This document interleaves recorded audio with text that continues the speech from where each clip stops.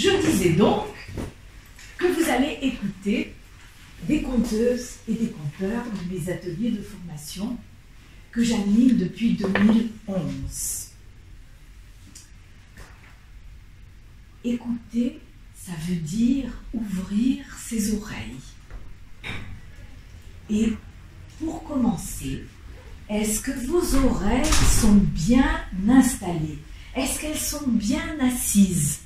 Parce que des oreilles mal assises, mal installées, ne peuvent pas écouter les histoires. Vous êtes bien installés? Ça va?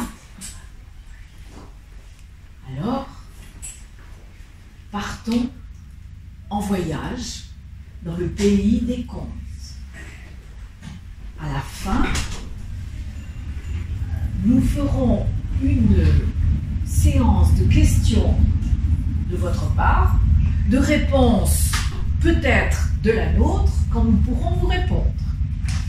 Et nous partagerons le verre de l'amitié. Je disais donc, ouvrez vos oreilles. Laissez les histoires pénétrer dans votre corps et dans votre cœur. Madame, si je peux vous suggérer, il y a une place juste devant. Merci, venez, venez. Je vous assure qu'on ne va pas vous demander de raconter.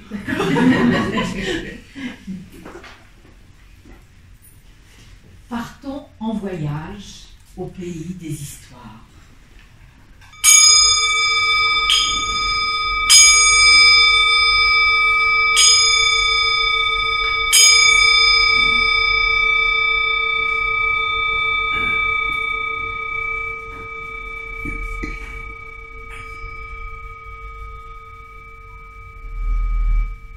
Un lac qui baigne le pied d'une montagne. À côté du lac, une coquette maison dans un jardin de verdure. Un jardin avec des arbres fruitiers. La maison et le jardin sont entourés d'un muret de pierres blanches et sont la propriété d'un vieux marchand dont le sens des affaires lui assure une vie plus que confortable.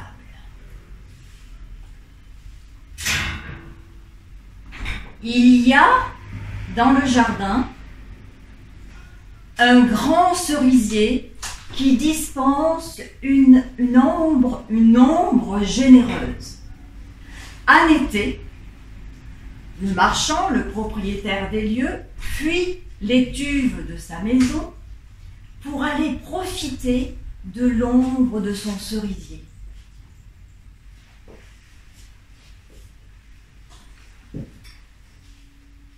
Un jour de canicule, le vieux marchand se dirige vers le bord du lac parce que, en fait, le cerisier, il dispense une ombre tellement généreuse qu'elle s'allonge, qu'elle franchit le muret de sa propriété et qu'elle va s'étirer au bord du lac. Et là, en été, notre marchand, le propriétaire des lieux, eh bien, il passe de longues heures, bercé par la brise, le murmure des eaux et des oiseaux, et le regard captivé par le reflet de la montagne dans le miroir du lac. Un jour de canicule, il se dirige vers le bord du lac et il voit qu'il y a quelqu'un à sa place. Oh! Ben ça peut être qu'un étranger. Ah oui, dans le coin, personne n'aurait osé s'asseoir là. Il apostrophe l'étranger. « Fichez-moi le camp d'ici, c'est ma place !» L'autre tourne la tête. « Votre place ?» Mais Ce n'est pas un lieu public ici? Oui, mais c'est l'ombre de mon cerisier. Elle m'appartient. Allez, oust! L'étranger se lève et sort de sa poche une bourse. Ah!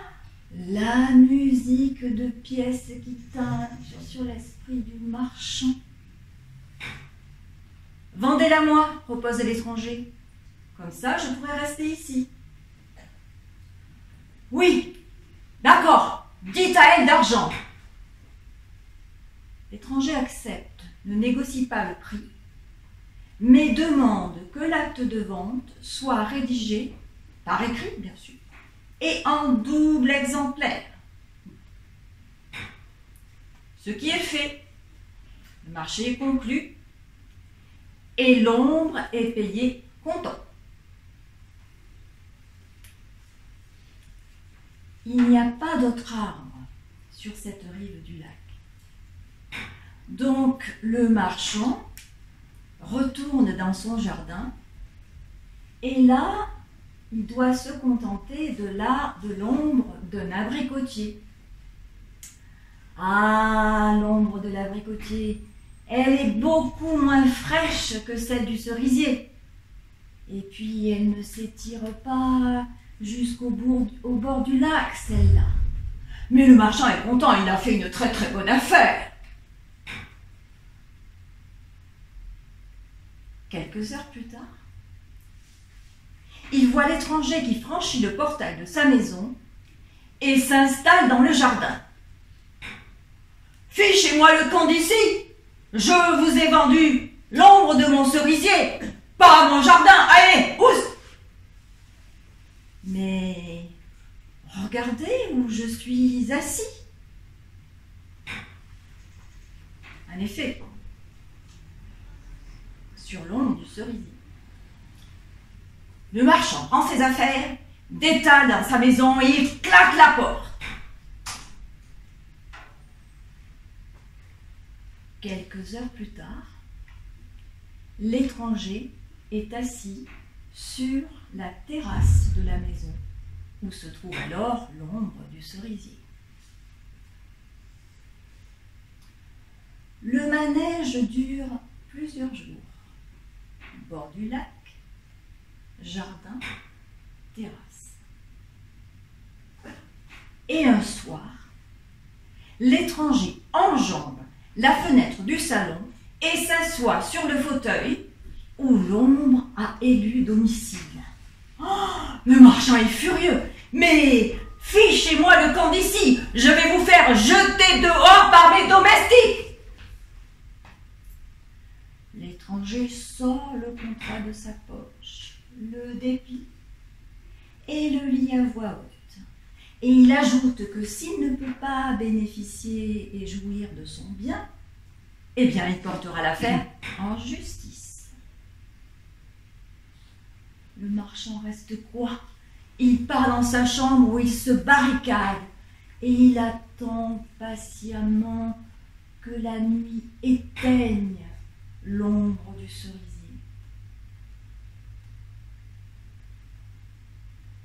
Mais c'est une nuit de pleine lune.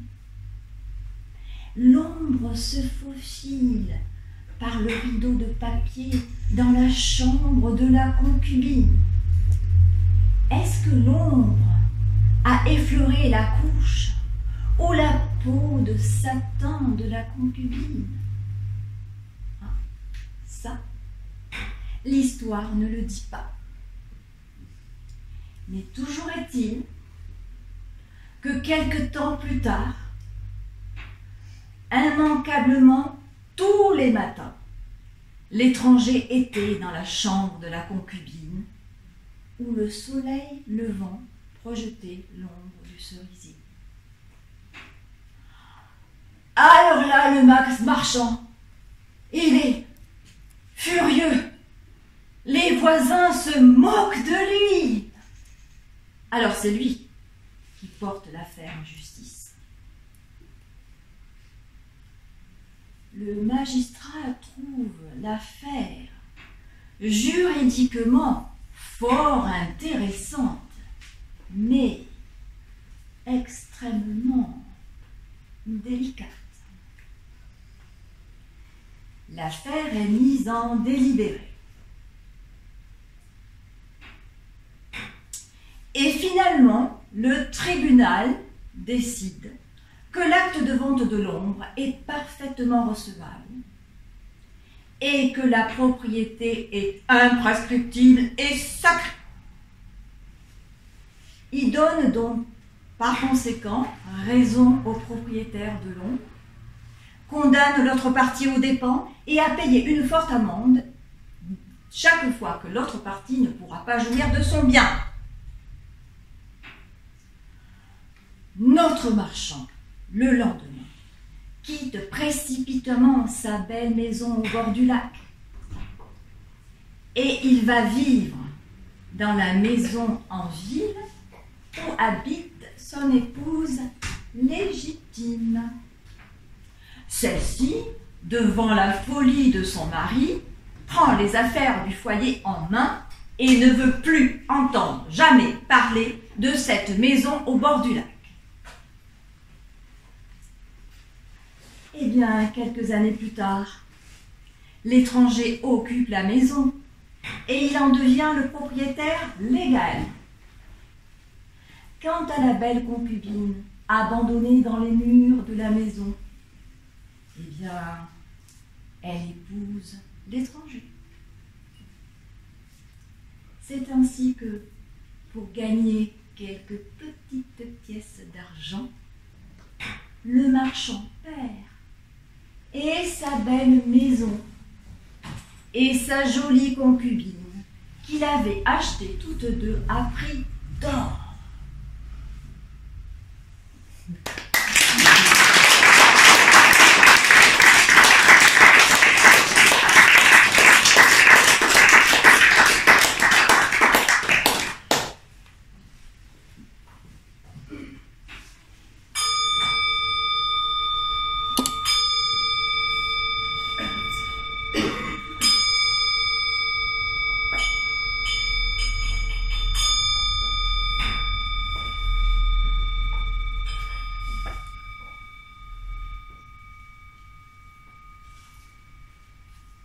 Très loin d'ici, dans les mers froides du Nord, vit une baleine. Les marins qui l'ont aperçue ne l'oublient jamais, car ses yeux sont deux perles d'or. Quand ils débarquent et entrent dans les auberges, on les entend crier « On l'a vue, la baleine aux yeux d'or !» Dans son palais, le roi entend les cris des marins. « Je les veux, ces yeux d'or. Ils sont sûrement magiques. » Il offre une forte récompense à celui qui les lui apportera. Mais la baleine est prudente. Dès que les navires apparaissent, elle plonge au fond de l'océan. Quand ils sont rentrés au port, elle a l'habitude de s'approcher de la côte, voir le petit Nol. Nol est un petit garçon élevé par une tante qui ne l'aime pas et le surcharge de travail. Le soir, fatigué, il a l'habitude de se diriger vers la falaise. Et là, face à la mer, il pleure longuement. La baleine s'est prise d'affection pour le petit Nol, de sa grosse voix de baleine qui fait trembler les vagues. Elle lui dit: prends patience, petit Nol. Un jour, ta tante, elle sera petite et fragile, et toi, tu seras grand et fort. et tu feras ce que tu voudras. Prends patience. Un soir, la tante suit le petit Nol, intriguée. Quand elle voit les yeux d'or, je les veux pour moi. Je vais être riche. Et je crois que je viens de trouver le moyen de me débarrasser de mon neveu. Le lendemain, elle se rend au palais, demande à voir le roi. Majesté, si je vous apporte les yeux d'or, est-ce que, en plus de la récompense promise, vous accepteriez de prendre en charge mon neveu et de le loger au palais? Oui, je te le promets. À son réveil, le petit Nol a la surprise de voir sa tante souriante avec un grand bol de lait fumant. Petit Nol, si tu le veux, c'en est fini pour nous d'avoir froid, d'avoir faim, de dormir sur un matelas de fougères. On va prendre les yeux de la baleine. Je suis sûre que ça ne lui sert à rien et ça ne lui fera pas mal. Mais, ma tante, ce sont les yeux de la baleine. Je ne veux pas qu'on lui prenne ses yeux. Non, je préfère rester pauvre. Oula, mais tu en fais des histoires, puisque je te dis qu'elle n'aura pas mal. Ah non, c'est pas possible. Non. La tante enserre le petit Nol dans ses bras. Quand je pense à tout ce que j'ai fait pour toi, c'est moi qui t'ai recueilli à la mort de tes parents. Mais c'est moi qui t'ai nourri et qui t'ai soigné avec tant d'amour quand tu étais malade. Et toi, tu ne veux même pas que je dorme dans un vrai lit?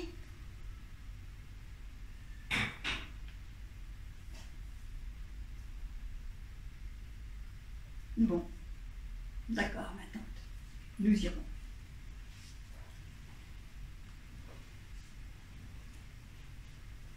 Le soir, la tante et le Nol se dirigent vers la falaise. Les soldats du roi y sont cachés, la tante l'avait demandé, avant de le quitter le matin même. Baleine? Baleine! Dans un grondement sourd, les flots s'ouvrent et la baleine apparaît. Sitôt surgit, les soldats se précipitent, la retiennent prisonnière, tandis que la tante arrache les yeux d'or.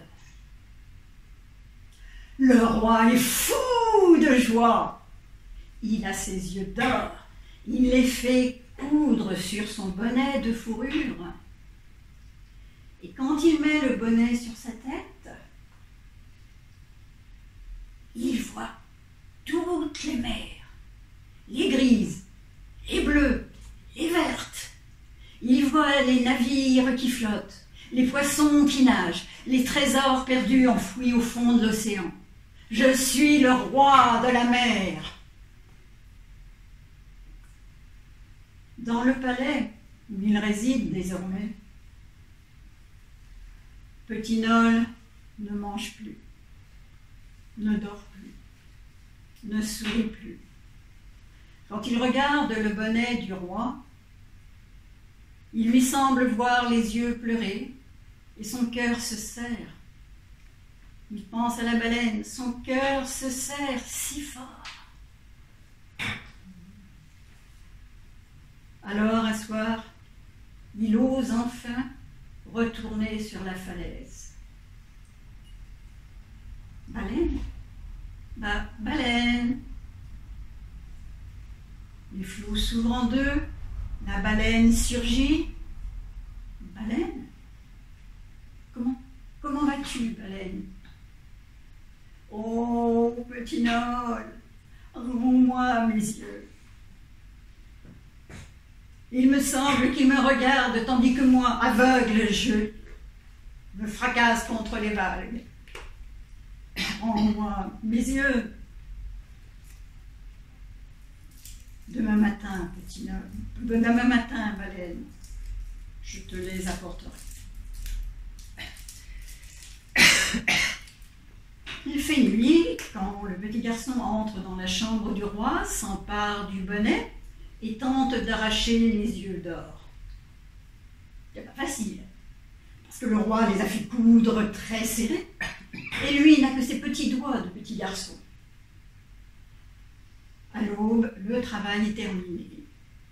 Énole sort du palais et se dirige vers la falaise. Très vite, il entend les cavaliers du roi lancer à sa poursuite. Il se met à courir.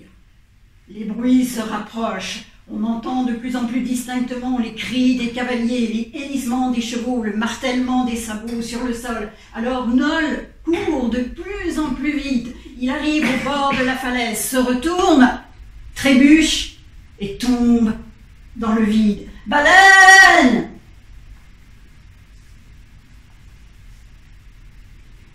Quand les cavaliers arrivent, on ne voit plus que les flots qui viennent mourir au pied de la falaise. Et l'on n'entendit plus parler du petit Nol. Quoique, certains disent que les marins, quand ils entrent dans les auberges, chuchotent tout doucement pour que le roi n'entende pas. On l'a vu, le petit Nol, comme il semblait heureux, souriant, riant et s'amusant, assis sur le dos de la baleine aux yeux d'or.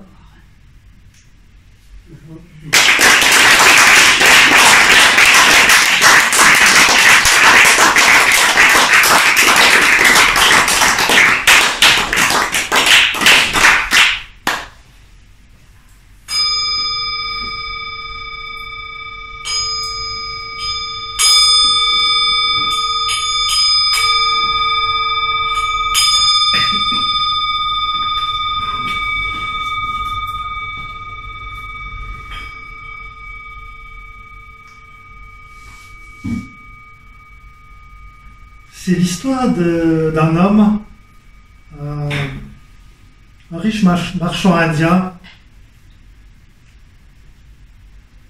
vers 40 ans. Il décide de suivre une ancienne tradition de sa religion pour atteindre la sagesse. Cette méthode, c'est de renoncer chaque année à quelque chose de nouveau.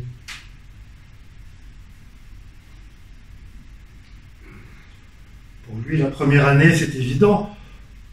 Je vais renoncer à ma fortune. Je ne garderai que ce qui m'est nécessaire.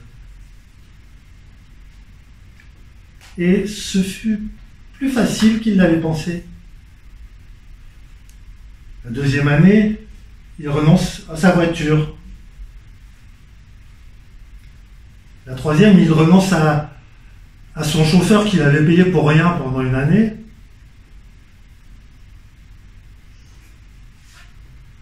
La quatrième année, il renonce au tabac, la cinquième à l'alcool, la sixième aux œufs, au lait. Et comme ça, chaque année, il renonce à quelque chose de nouveau. Une année, ce fut difficile et il voulait renoncer aux pensées coquines.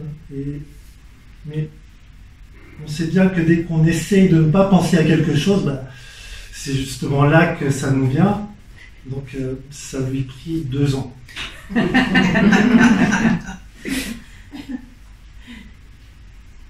Il renonça à beaucoup de choses. Il renonça aux journaux, il renonça à la radio, il renonça à parler à ses amis.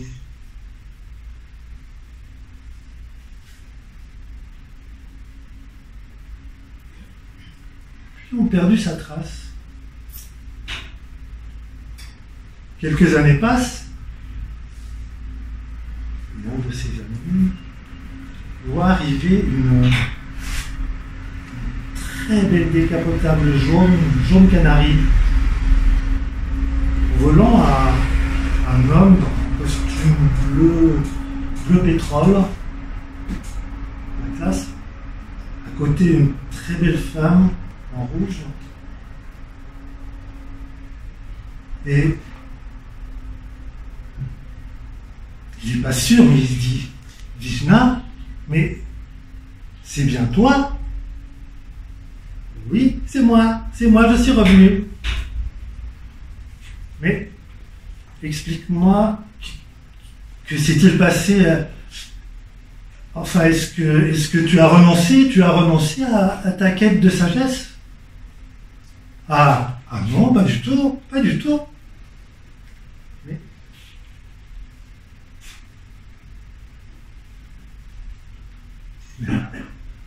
à quoi as-tu renoncé dernièrement?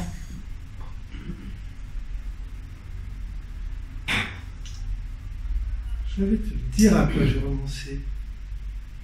J'ai renoncé au renoncement.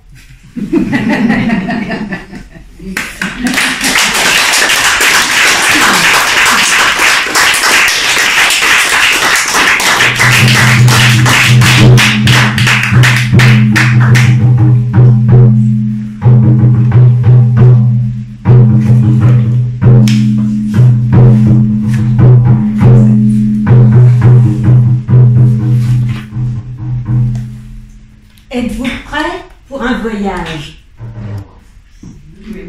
Oui, alors c'est parfait, nous partons pour le Tibet. Ne mégotons pas, puisque c'est gratuit, on peut y aller. Dans le temps d'autrefois, c'est assez indéterminé. Donc nous nous approchons dans la province de Hu, d'un petit village où les hommes sont rassemblés. Ah, que se passe-t-il? Eh bien, ils ont l'air tendus. Apparemment, écoutons ce qu'ils ont à dire. Alors les récriminations fusent. Nous ne savons plus, nous ne pouvons plus faire notre métier d'agriculteur. Les animaux n'ont plus de fourrage. L'herbe pousse à peine. Quand nous semons, nous récoltons à peine de quoi ressemer l'année suivante. C'est la famine qui va arriver. La famine. Ça, personne n'était prêt à accepter cette destinée. Que faire? Quelqu'un dit, il ne reste plus qu'à aller voir Akutumpa. Ah, en voilà une bonne idée. Akutumpa, c'est un sage qui vit dans une grotte à l'écart et que chacun va voir quand il a des ennuis. Et Akutumpa est toujours de bons conseils. Alors les hommes du village se décident et en délégation, ils vont voir Akutumpa et lui racontent tout ce qui se passe. Akutumpa réfléchit et dit « Suivez-moi ». Il conduit la petite troupe, bon, pas très loin du village, mais quand même assez éloigné, repère un espace très très plat, en jachère, et là, il dit à l'assemblée: Vous savez, je suis un peu vieux maintenant et puis la mémoire me fait défaut, mais je me souviens bien qu'autrefois j'ai enterré un trésor là. Mais vous dire où? Je ne sais pas. Alors, si je vous laisse travailler, vous qui êtes jeune et plein d'allant, si vous le trouvez, je vous le donne. Aussitôt, tout le monde se réjouit et chacun y va avec ardeur en creusant l'espace. Jour après jour, ils recommencent. Jour après jour, ils poursuivent. Tout est retourné. Alors ils appellent « Akutumpa, viens voir !»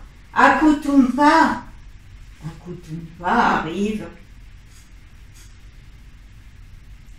Tu nous avais promis un trésor, nous avons fouillé partout, il n'y a rien. Akutumpa prend une poignée de terre meuble et dit « Oh, ben je suis sûr que c'est là que je l'ai enterré, mais ça doit être beaucoup plus profond. Il suffit de creuser davantage. » Alors là, l'énergie revient et on invite les femmes, les enfants, les vieillards à participer. Le mathématicien du village vous découpe le terrain en carrés. Chacun est nommé responsable d'un carré et à chacun de fouiller. Et il creuse et que je te creuse et que je te bêche. C'est fatigant. C'est fatigant. Alors que, au bout d'un moment, quand chacun se repose un petit peu, Akutumpa arrive avec son panier dans le dos, comme on porte les paniers là-bas au Tibet. Et dedans, il sort une grosse pierre blanche qu'il va déposer au milieu du champ. Et il appelle tout le monde. « Venez, venez, venez! Il est là, le trésor !» Tout le monde accourt. S'étonne. Comment tu nous as fait chercher un vulgaire bout de rocher? Je n'ai pas autre chose à vous offrir, dit Akutumpa de sa voix chenue. Alors une rumeur commence à enfler du fond de l'assemblée, une rumeur qui devient de plus en plus menaçante. Nous avons trimé, labouré pendant des jours, tout ça pour une pierre, et nous sommes aussi pauvres qu'avant. Ah, rassurez-vous, dit Akutumpa. Il suffit, vous avez labouré comme il convient tout cet espace, détournez un peu l'eau de la rivière pour irriguer le champ, semez du blé et de l'orge, et vous verrez. Tout le monde écoute les conseils, on détourne par un petit canal l'eau de la rivière qui vient irriguer le champ, on sème l'orge, on sème le blé, et à l'automne, la récolte est magnifique. Et mesdames, messieurs, c'est depuis ce temps qu'au Tibet, quand un laboureur a terminé son labour de printemps, il place au milieu du champ une pierre blanche en souvenir d'Akutumpa.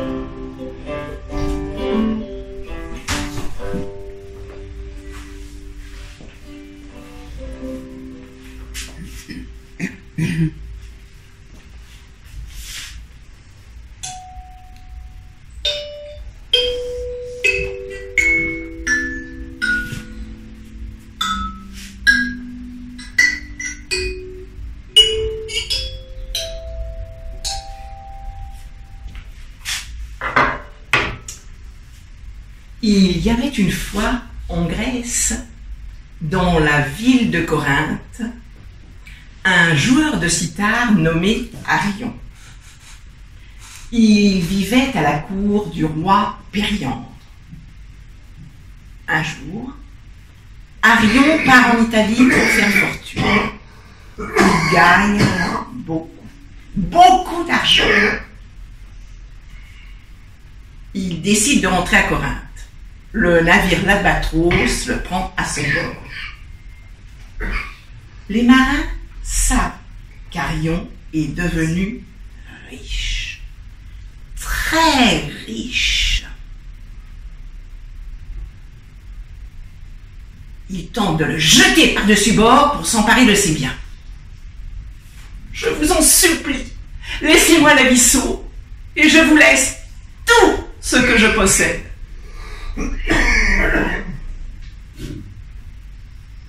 Te laisser la vie sauve? Et puis quoi encore? Tu as le choix de te tuer toi-même ou de sauter dans la mer au plus vite. Permettez-moi de revêtir mes plus beaux habits pour chanter une toute dernière fois et ensuite je sauterai dans la mer au plus vite. Les marins acceptent.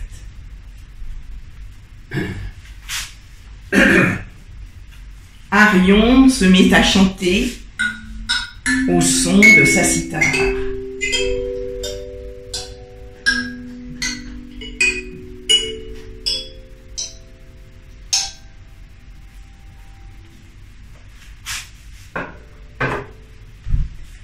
Le chant terminé, il avance vers la proue, suivi en silence par les marins.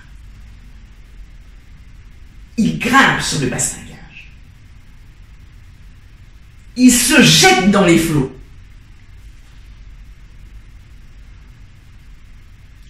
Attiré par la mélodie, dans une gerbe d'écume, apparaît un dauphin. Il prend Arion sur son dos et l'amène jusqu'au cap Ténare, dans le sud du Péloponnèse. Arion poursuit son chemin jusqu'à Corinthe. Enfin, il arrive à la cour du roi Périandre. Il lui raconte comment il a été à 2 doigts de mourir. Il réclame justice.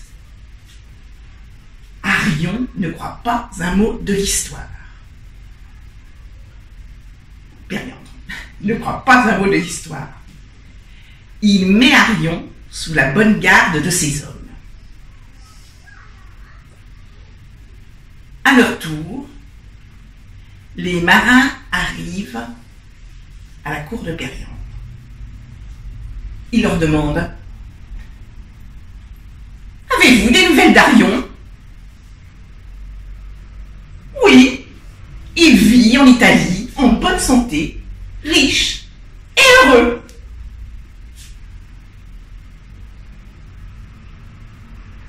Le roi Périandre fait alors paraître Arion. Les membres de l'équipage sont cloués sur place.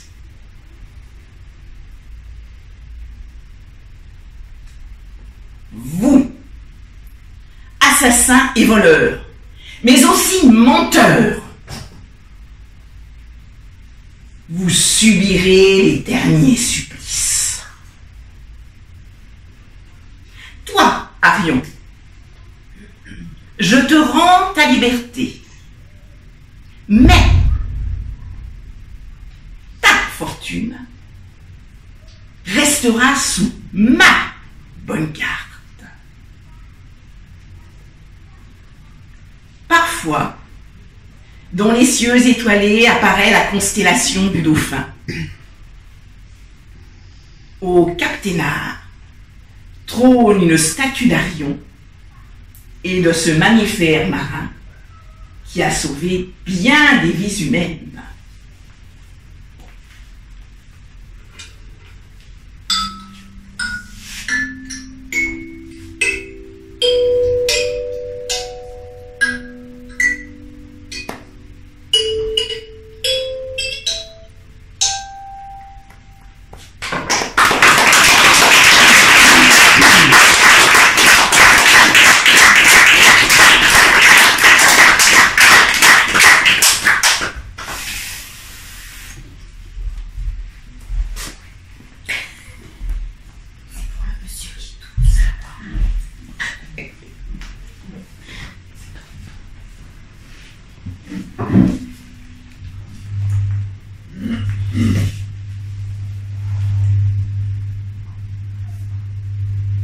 Dans une grande ville, un mendiant s'installe près d'une porte. Un endroit idéal qui l'abrite des intempéries avec un petit recoin. Très vite, l'homme apprend que la femme qui vit derrière cette porte est une prostituée. Ça le met dans une colère. Il ne supporte pas. Il invective les passants. Vous supportez ça, vous? Vous savez quel genre de femme vit là? Une femme de mauvaise vie. Oh là, monsieur, si vous n'êtes pas content, changez de place. Il interpelle des gendarmes qui passent. Non, c'est pas tolérable. On ne peut pas laisser cette femme faire commerce de sa chair comme ça ici. Mais monsieur, ce commerce n'est pas interdit dans notre ville, nous ne pouvons rien faire. Il est violent. Il cogne contre les murs. Il cogne contre la porte. Il envoie des coups de pied. Pas un jour ne passe sans qu'il insulte cette femme, sans qu'il la menace.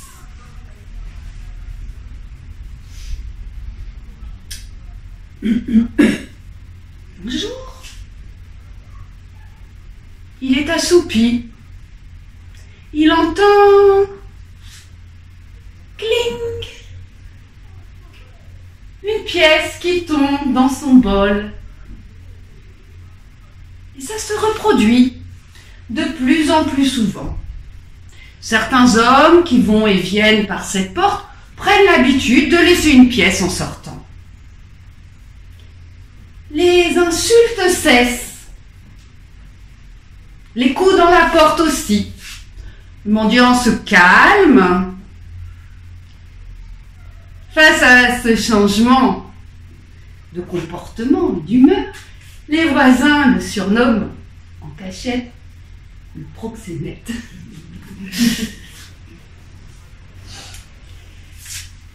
Le temps passe, des jours, des semaines passent.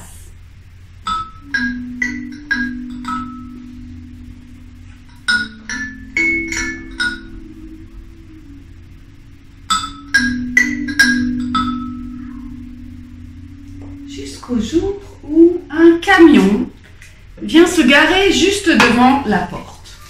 Des hommes en sortent. Ils vont chez la dame et là, ils sortent des meubles, des valises, des malles. Ils chargent le camion. Une fois que le camion est complètement chargé, la femme sort.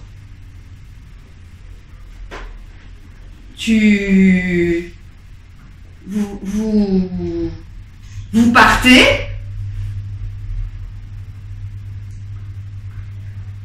Oui, je pars. Vous devez être content. Vous m'avez tellement et si violemment insulté. Adieu. Elle monte dans le camion, claque la porte. Le camion démarre. L'homme se lève Il se met à courir derrière le camion. Hé, mais ne partez pas si vite! Donnez-moi votre nouvelle adresse!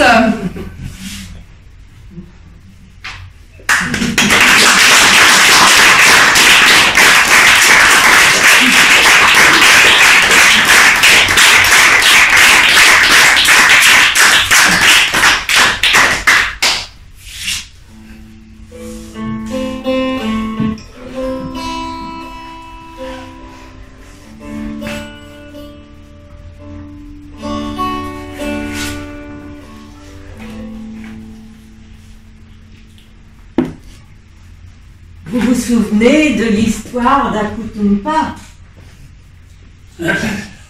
Eh bien, figurez-vous que notre fabuliste national, vous connaissez son nom, oui, Jean de La Fontaine, bien sûr, a écrit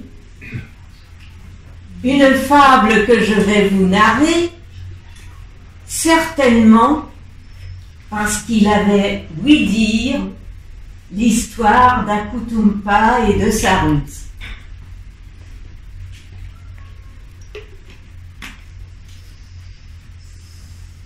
Nous sommes au XVIIe siècle, alors un peu de respect. Un riche laboureur, sentant sa mort prochaine, fit venir ses enfants, leur parla sans témoin.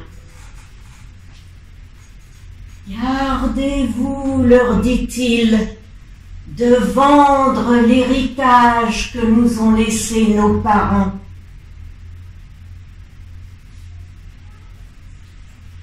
Un trésor est caché dedans. Je ne sais plus l'endroit, mais un peu de courage vous le fera trouver. Vous en viendrez à bout. Remuez votre champ dès qu'on aura fait l'out. Creusez, fouillez, bêchez. Ne laissez nulle place où la main ne passe et ne repasse. Le père mort, les enfants se mettent au travail. Et vas-y que je te retourne le champ, de ci, de là, partout. De trésors, point. Mais une récolte magnifique à l'automne suivant. Ah!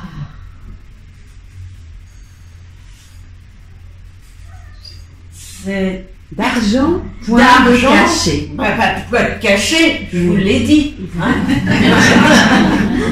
Point d'argent.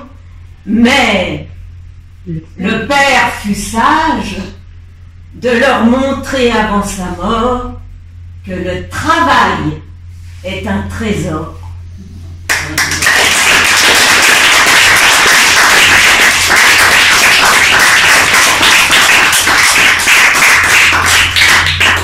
Vous n'en avez pas fini avec moi, mais je fais un petit intermède et je pense que vous pourrez écouter les variations d'Olivier pendant ce temps, afin que je me mette dans le costume de l'époque.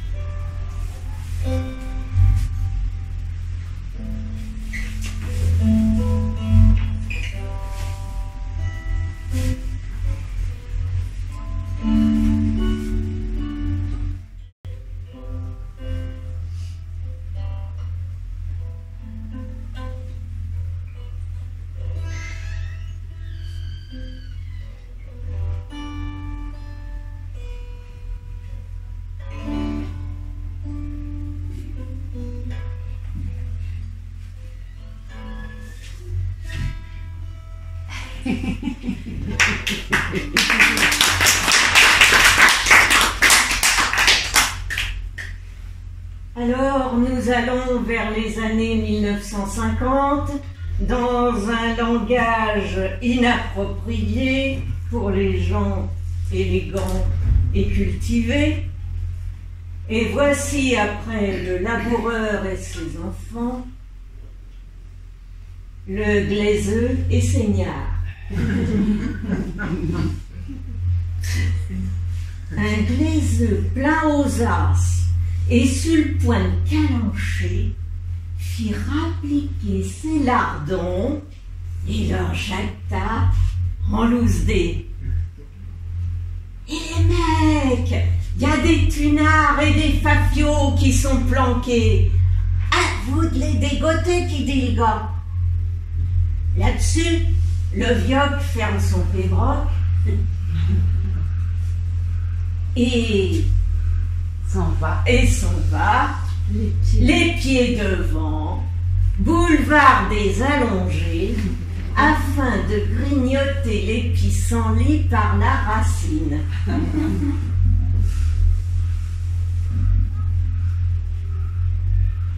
En deux coulées gros, l'ignard radine au boulot, et d'Ator, et d'Autor, et d'Affur, et dans tous les coins sto, ils en foutent un bon coup, comme des mecs à l'ardresse. Ni de fric. Que dalle.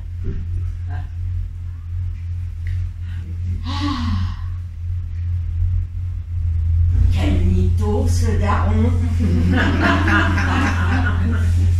Le vioc fit le mariole en fermant son pébroc, car le plus chouette business, c'est le turbin, comme dit l'autre.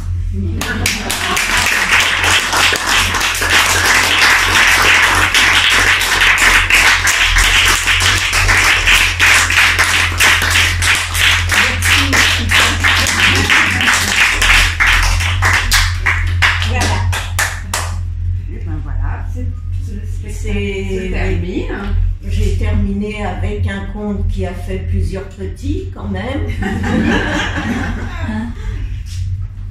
Vous savez tous? Oui.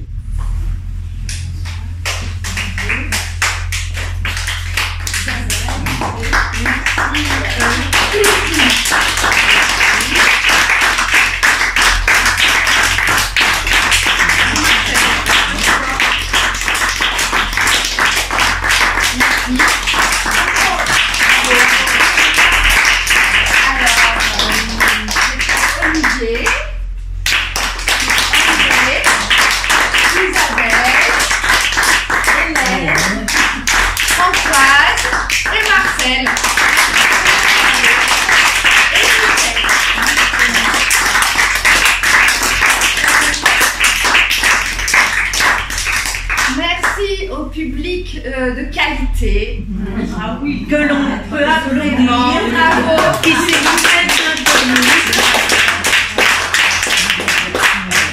merci à Emmanuel de filmer, merci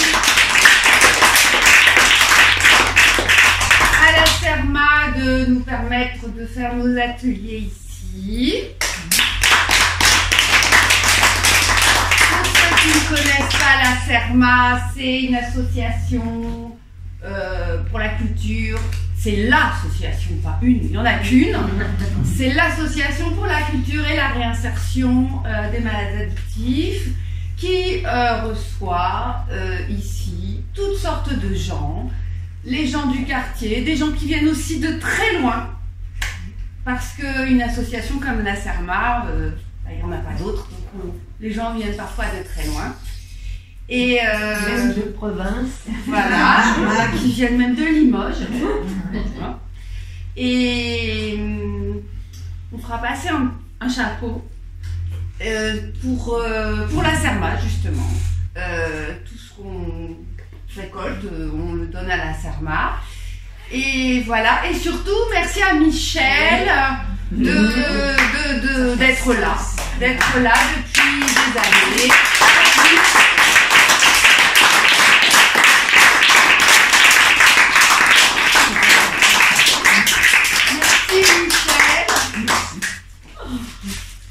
notre conteuse, de notre part, tous les élèves t'offrent cette plante, ce petit arbre. À toi qui aimes les arbres.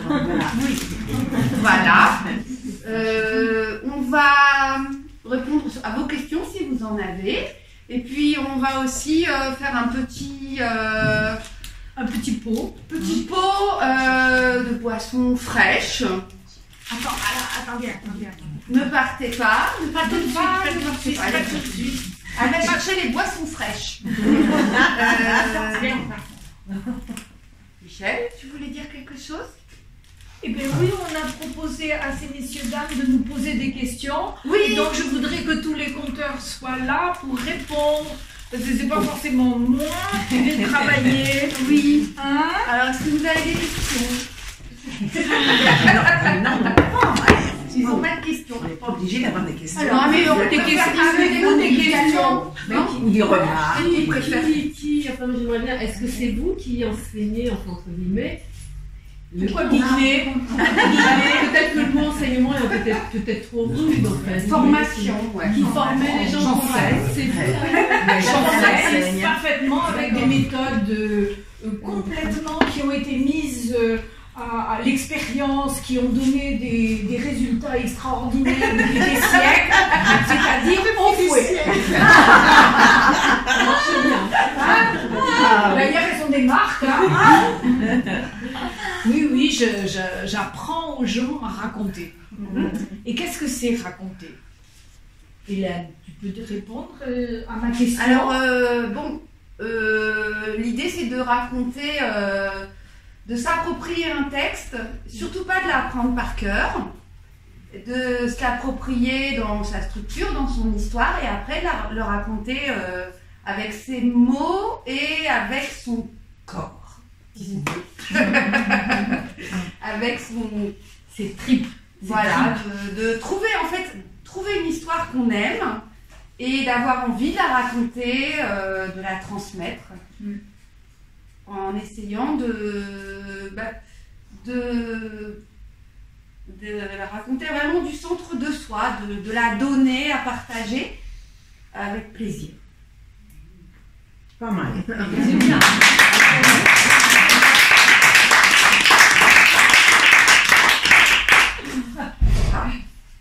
Voilà.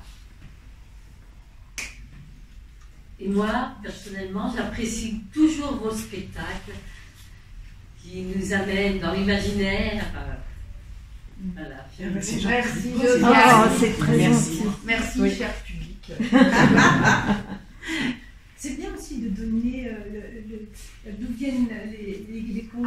C'est pas mal. Alors, le Tibet, oui. et autrement. La Grèce. La Grèce. La Chine. L'ombre du cerisier. Oui. C'est chinois. Je pense qu'elle est chinoise à cause des tailles d'argent. Ah, Mais elle a été racontée, la taille, c'est une des chinoise, je pense. Et elle a été racontée, racontée, et voilà, et après je l'ai récupérée dans un recueil de contes de France. Et toi, c'est Le mien, ça sort d'un recueil de contes d'Emmanuel Carrère, c'est ça? Jean-Claude Carrière. Je pense qu'il fait des recueils qu'il prend dans tout le monde. Je pense qu'il y a un conte indien, a priori, vu l'endroit où il se passe. Mais voilà, il a écrit plusieurs recueils de... Le cercle des menteurs. Le cercle des menteurs. Un et deux. Et le cercle des philosophes aussi. Mais c'est marrant que la façon dont ces contes voyagent et se transforment, mais après chacun peut s'y les approprier. C'est des belles histoires. Les contes viennent de la nuit des temps. Quelquefois on ne sait d'où. Ils se recroisent. Ils se croisent, ils s'entrecroisent, ils viennent d'il y a très longtemps et chaque civilisation, chaque époque les reprend et les transforme en fonction de l'actualité, en fonction de ce qu'on vit, de ce que vit la personne qui est en train de reprendre ce conte. Alors vous avez les albums de contes de Google, je vous conseille de vous pencher sur ces albums où il y a toutes sortes de contes, des coquins, des pas coquins, des tristes, des philosophiques, des drôles. Et il les a pris, ces contes, il les a réécrits. Ah, il les a réécrits. Il les a réécrits. Et d'ailleurs, son style est reconnaissable tout de suite. Il a un style tout à fait personnel, reconnaissable tout de suite. Lui, quand il raconte, c'est un conteur qui a maintenant 85, peut-être 6 ou 7, je ne sais pas. Je ne sais même plus s'il raconte encore. Mais il était à la grande librairie il n'y a pas si longtemps. Oui, Ouais. c'est vrai, Ouais. mais il ne racontait pas à la grande librairie. Bah, il a raconté un peu quand même. Un peu, ah bon? Et alors, lui, quand il raconte ses contes, des contes qu'il a écrits, mais qu'il a pris ailleurs, lui, il les apprend par cœur.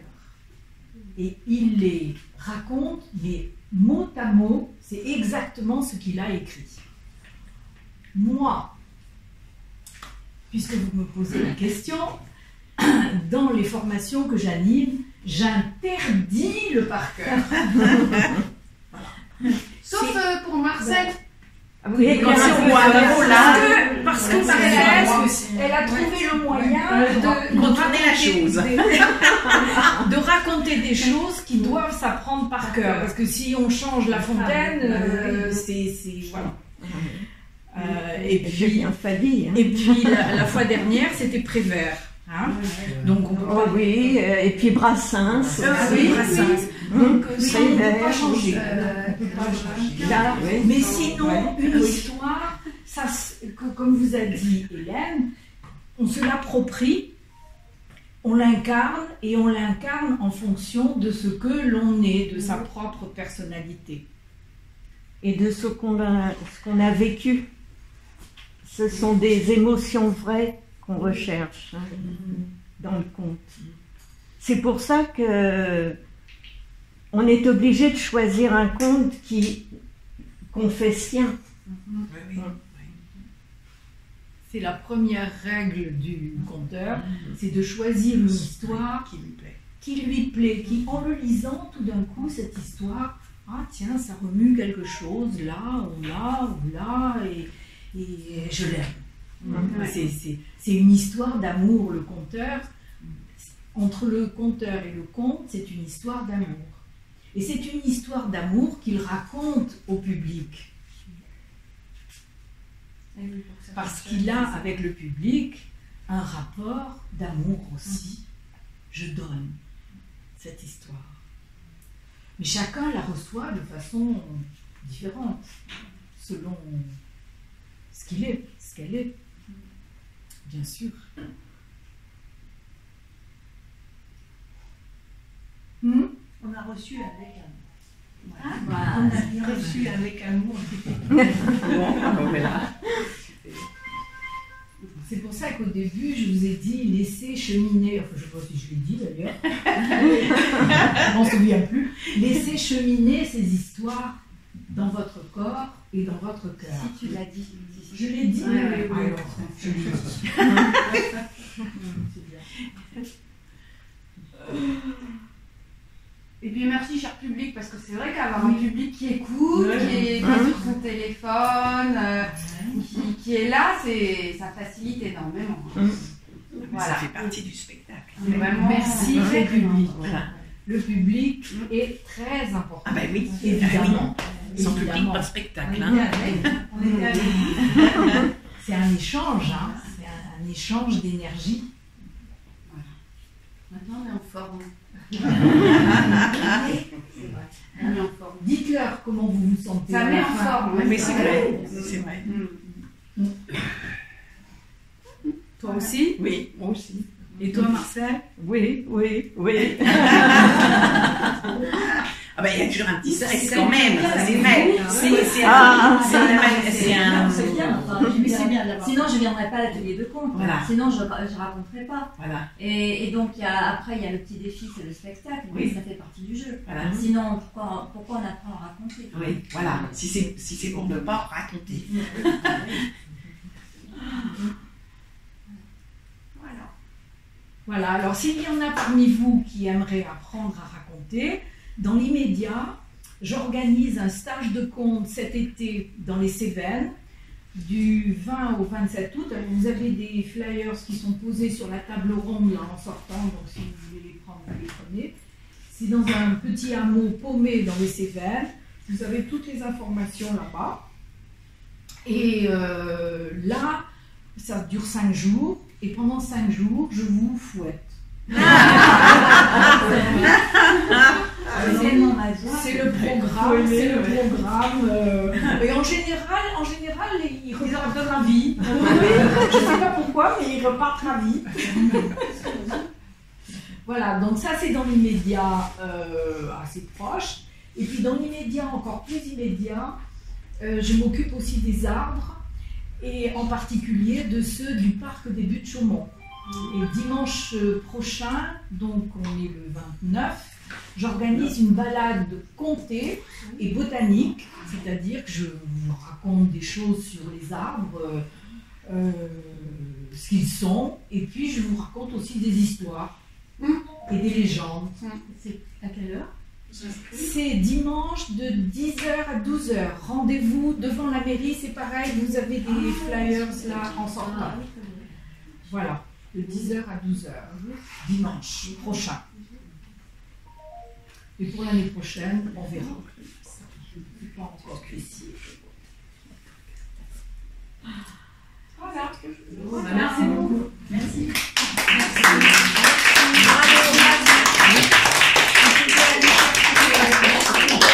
Vous les avez montés, maintenant on va les chercher. Descendez-les maintenant.